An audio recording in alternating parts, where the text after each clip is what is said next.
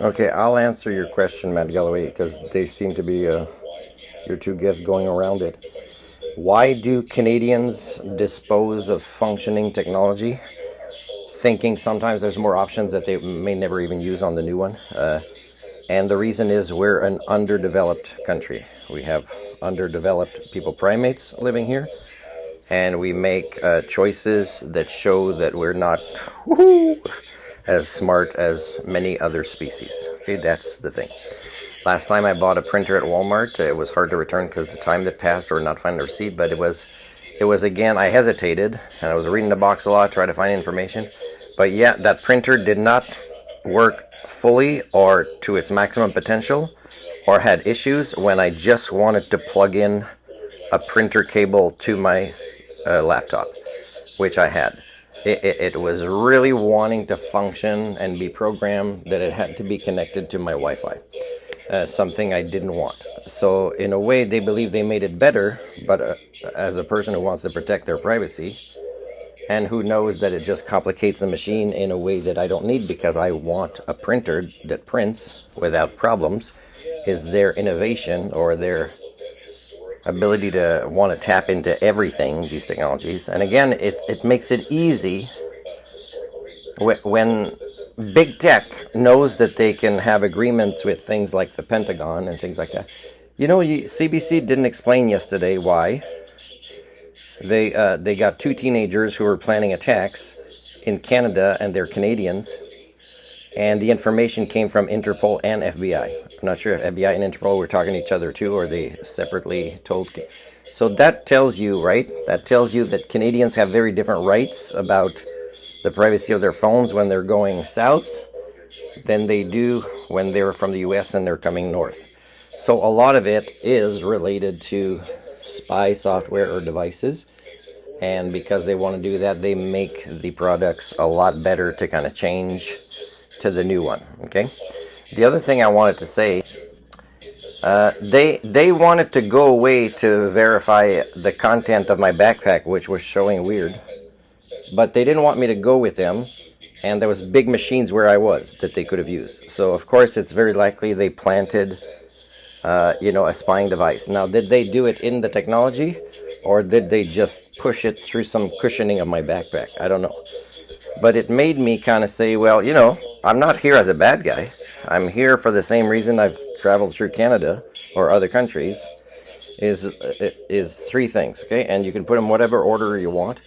And it's independent research as an independent social scientist into the human condition. Looking for a place that will appreciate me as who I am, and romance, falling in love maybe. And that's sometimes when I travel, it's like, okay, I met somebody from the website, they want to meet in person. They say they'll help me find a place when I'm there, and I just, come on a visitor visa. It's not like that I don't try sometimes to get a work visa. It's just, if you don't show yourself as being a good domesticate, as a foreign person, then you don't have the right opportunities, right? And they don't know how to collaborate with highly skilled professionals because they have different definitions of what that is and what they should be working on. It's not about, let's say, the advancement of the social sciences.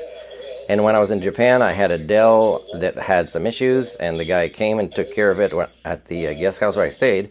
But at the end, he left for quite a long time with my laptop, which I believe was vacuuming part of it before closing it up.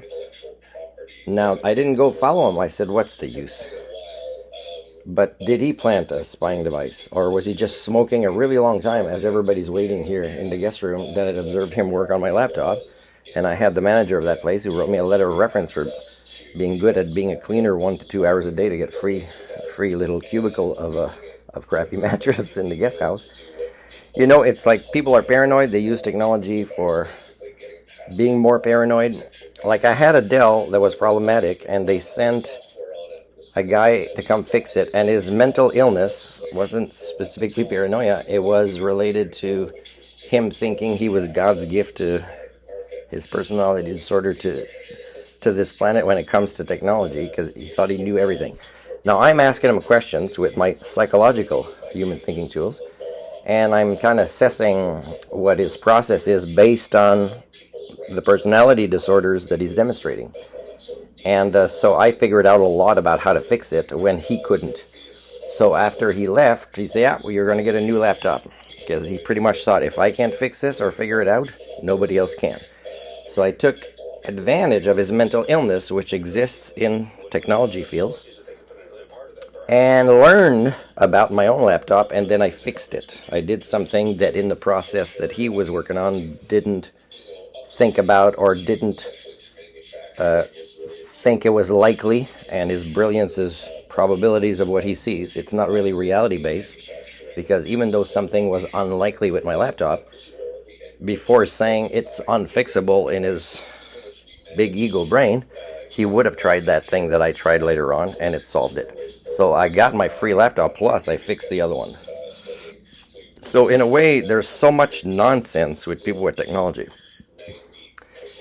If I tell the staff, hey, is it normal that every time I go upstairs at the library and I pass by the office and see, because the blinds don't close properly, that the manager, I'm just walking, I'm not even stopping, I'm just walking, I see she's on her phone most of the time.